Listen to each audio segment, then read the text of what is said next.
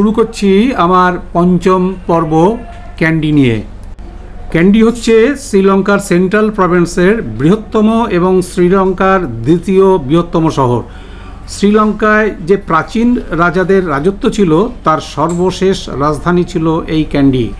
শহরের মূল কেন্দ্রে রয়েছে একটা কৃত্রিম লেক, যাকে ঘিরে রয়েছে ক্যান্ডির মূল শহরটি। ক্যান্ডির দর্শনীয় স্থানগুলো দেখতে একটা দিন আপনাকে এখানে থাকতেই হবে। আমরা থাকবো এই রয়্যাল ক্যান্ডিয়ানে। হোটেলের অবস্থানটা শহরের একদম মূল কেন্দ্রে, আর দেখতে পাচ্ছেন যে হোটেলের ঠিক অপোজিটেই একটা বিশাল বড় কলেজ, কিংসউড কলেজ। তো এই হচ্ছে আমাদের হোটেলের প্রবেশ পথ। দেখতে পাচ্ছেন রিসেপশনটা কতটা জায়গা নিয়ে, অনেকটা জায়গা, এবং এর সাথে ওদের নিজস্ব একটা সুভেনির স্টল এবং এখানকার জেমস গ্যালারিও রয়েছে এখানে একটা ছোট্ট করে। যাই হোক, আমরা এক এক করে ভেতরে প্রবেশ করছি। আমরা চাবি নিয়ে চেক ইন করবো। সকালের ব্রেকফাস্ট করে আমরা বেরিয়ে পড়ব ক্যান্ডি শহর দর্শনে।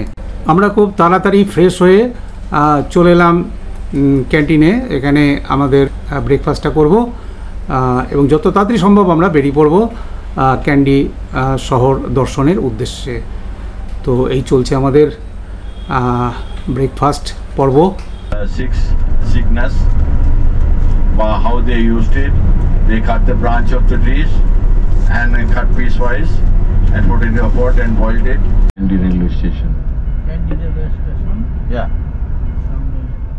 প্রথমেই শুরু করছি একটা হিন্দু মন্দির দিয়ে। ক্যান্ডির জনসংখ্যার সিংহভাগই হচ্ছে সিংহলি, তবে স্বল্প পরিমাণে তামিল হিন্দু রয়েছে। তো এটা তাদেরই মন্দির। এই মন্দির একেবারে সাউথ ইন্ডিয়ান স্টাইলই দেখতে পাচ্ছি। চলে এলাম রয়্যাল বোটানিক্যাল গার্ডেনে। শ্রীলঙ্কার বৃহত্তম এবং জনপ্রিয় বোটানিক্যাল গার্ডেনটা রয়েছে এই ক্যান্ডিতে।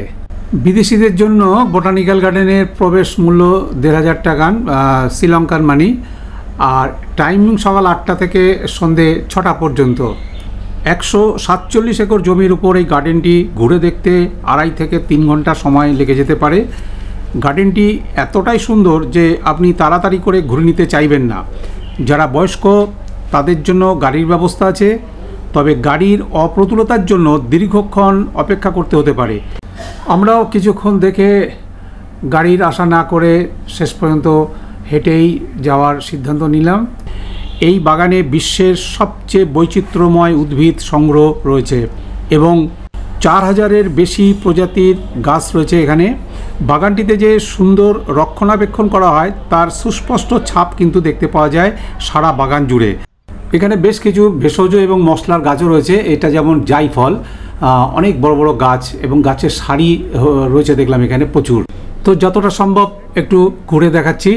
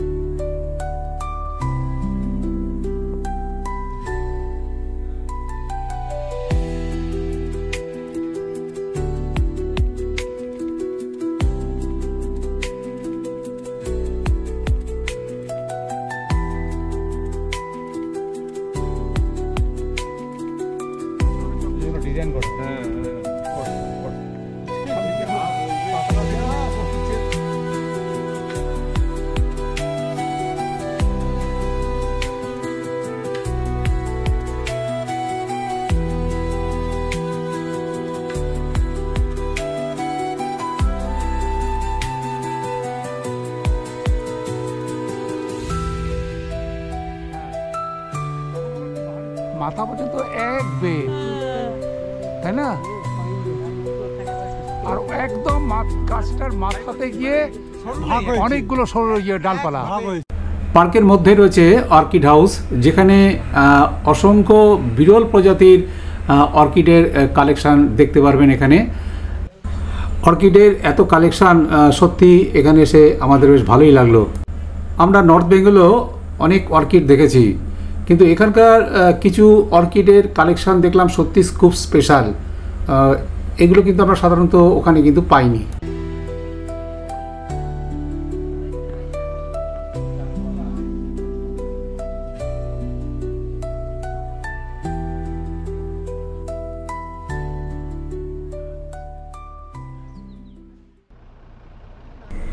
শ্রীলঙ্কার রত্নশিল্পের ইতিহাস খুব দীর্ঘ এবং সমৃদ্ধ।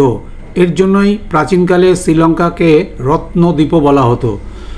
তো এখানকার বিভিন্ন রত্নের সাথে পরিচিত হতে ঢুকে পড়লাম ক্যান্ডির একটি বিখ্যাত জেমস মিউজিয়ামে। চলে এলাম ক্যান্ডির অন্যতম ট্যুরিস্ট স্পট টুথ টেম্পল বা পবিত্র দাঁতের মন্দির, যেখানে বুদ্ধের দাঁতের ধ্বংসাবশেষ সংরক্ষিত আছে। ঐতিহাসিকভাবে এই ধ্বংসাবশেষ সিংহলী রাজাদের দখলে ছিল। দাঁতের মন্দিরটি এখন ইউনেস্কো দ্বারা স্বীকৃত বিশ্ব ঐতিহ্যবাহী স্থান। Now it is open? Yeah, now 6:30, now they don't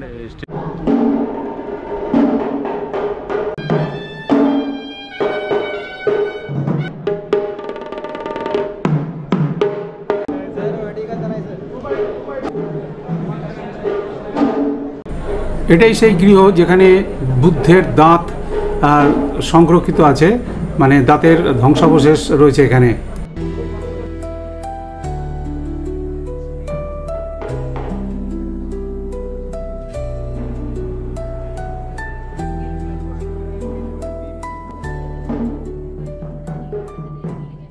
Look at the painting. I will show you from the beginning. This is a SLF procession painting.